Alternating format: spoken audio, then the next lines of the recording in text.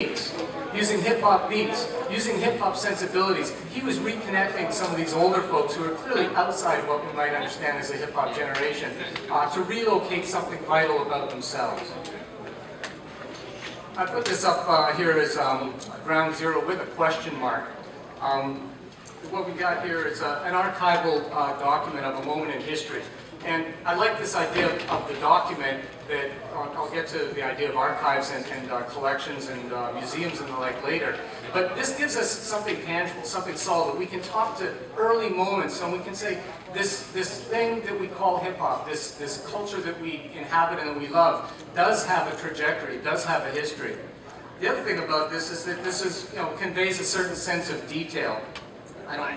It shows up a little bit. First of all, it tells us that hip-hop in some ways was commercial right from the beginning. 25 cents for the ladies, 50 cents for the fellas. And I think that's an important thing to grasp. It tells us a little bit about the age cohort, that it's school-age kids who are putting on a jam at 1520 Sedgwick. So it anchors this aspect of generation and time. Recently, some members of the Zulu Nation have sort of questioned this, this document and the claims that Kool Herc makes about starting hip-hop 40 years ago. The suggestion that he certainly was a DJ, and DJing in a way that begins towards something that we recognize later as hip-hop, but he wasn't necessarily starting hip-hop with this particular party. Now, whether you agree or not, hence that conjecture, what I think is really interesting and important is the debate that this brings, and I think it's absolutely essential. It turns us all, once again, to the past in a way to say, what was this moment? What were the origins? Who lays claim to the history and associations? And what does it mean as they and all of us age in this thing called hip-hop? The Godfathers, if you want to use one word, and at least in Flash's context, the grandfathers of hip-hop. It's come to that. My daughter's 32 years old. She's grown up in a world with hip-hop. But let's get to some context. These cats are old. Now, as I say that, I look in the mirror and I see myself as well as an old individual. What does, though, I use that term old because it sort of flips on a couple of possibilities. On the one hand, it can be a negative thing, right? They're old and there's an element of decline, negativity attached to it. On the other hand, too, we can look at them as venerated individuals, the source of something great, creative, powerful. So this is to draw our attention to this notion of age and its cultural meanings. What does it mean when we say somebody's old, and what are the values that we attach to that? Comes back. And this is maybe common to many of you who are familiar with hip-hop studies, but I'm positioning it a little bit in what I might consider critical age studies. And what this suggests is a break from an earlier era and an earlier definition associated with civil rights movement, the politic and the culture. And in one hand, it fits in with that seemingly, a tendency, and certainly marketers and advertisers have really grabbed onto it, to name a generation and then to figure out how to provide products for them. So Gen X, Gen Y, the millennials. Bakari isn't about that. Coming back to Bettina's notion of social justice concerns, Bakari is suggesting that where prior generations of black folks and frankly of anybody who's committed to racial justice may be associated with different sensibilities, different cultural politics and the like. Something changes with this particular generation that grows up and is forming hip-hop.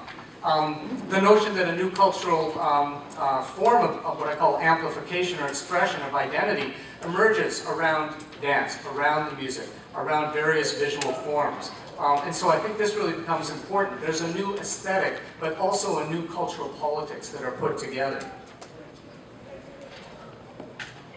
And here we've got the idea that hip-hop itself, I think, exists as a divided concept. And as I look around the room, I see that. I see folks with a little bit of gray in their beard or in their hair. Again, I look in the mirror and I recognize that. But I also see folks who are, in high school and definitely part of, a now generation.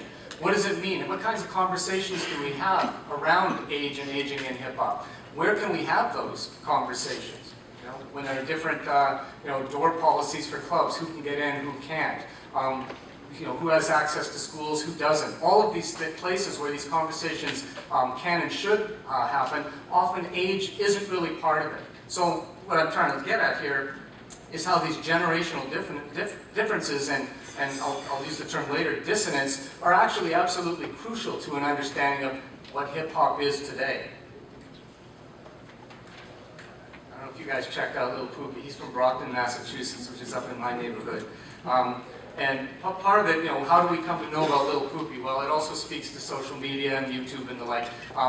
Screens everywhere, all media, all the time. So he gets a little bit of flame. He gets a little bit of heat by virtue of social media.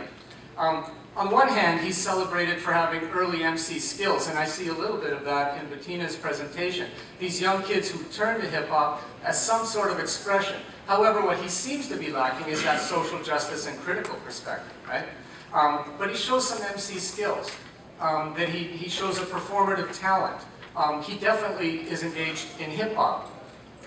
The question of his autonomy and agency, how much of this is his own, is then raised. Is he being manipulated or potentially exploited by his father, by his parents, by other individuals? And this becomes crucial around age and the like, around exploitation and what might be called age inappropriateness. Is he somehow behaving inappropriately when he talks about coke, when he slaps the butt of a woman at a nightclub or something? And his father was criticized for putting him into these videos, for bringing him into these forums, and the like, little 10-year-old kid among older folks. And the father was investigated for negligence by the Brockton police and by the Department of Children and Families. And I find this interesting that age then becomes yet another site through which hip-hop is put under surveillance, is policed in yet a new way. And I think we've seen over the 30 or 40 years of hip-hop how the police and how various authorities have always had an angle to try and contain it, to put it under surveillance, to try and ensure in some ways that it doesn't expand, whether it's around language, whether it's around the videos and the images. And I see this as a continuation of that, played out very clearly in an age context. Part of my research and the way I'm proceeding is around discourse. What's the language we use? And these are some of the ones that, in hip-hop magazines, The Source and XXL and the like, that over the years have sort of emerged. They're the ones that have risen to the top. And I think, they're familiar to most of us, and many of us probably use them. I use several of them all the time. What it is, it's interesting, first of all, to look at when they emerge, right? Pioneers, veterans, elder statesmen. You can only start using those after hip-hop has evolved to a certain point, right? And there's that wonderful moment in the earliest days of hip-hop where it said, yeah, we're saying hip-hop don't stop, but we aren't sure what it'll evolve into. We aren't exactly sure what it might become in another 20 or 30 years. So gradually, when you see, okay, it's not going away. In fact, it's evolving and transforming all the time. These terms start to emerge as a way of talking about the people who were there in the first instance. They also do speak to this locational or spatial and temporal notion of being there. And I think that's really important, the idea of being there in a historical sense. And it's used sometimes as a bit of a cudgel to wall up young people. It's like, yeah, you don't really know hip-hop. You weren't there, right? And somebody who's like, 18 or 16, they don't have a rebuttal to that. They weren't there. They can't defend themselves around that, which doesn't mean that they don't understand and know the history. They haven't done their homework.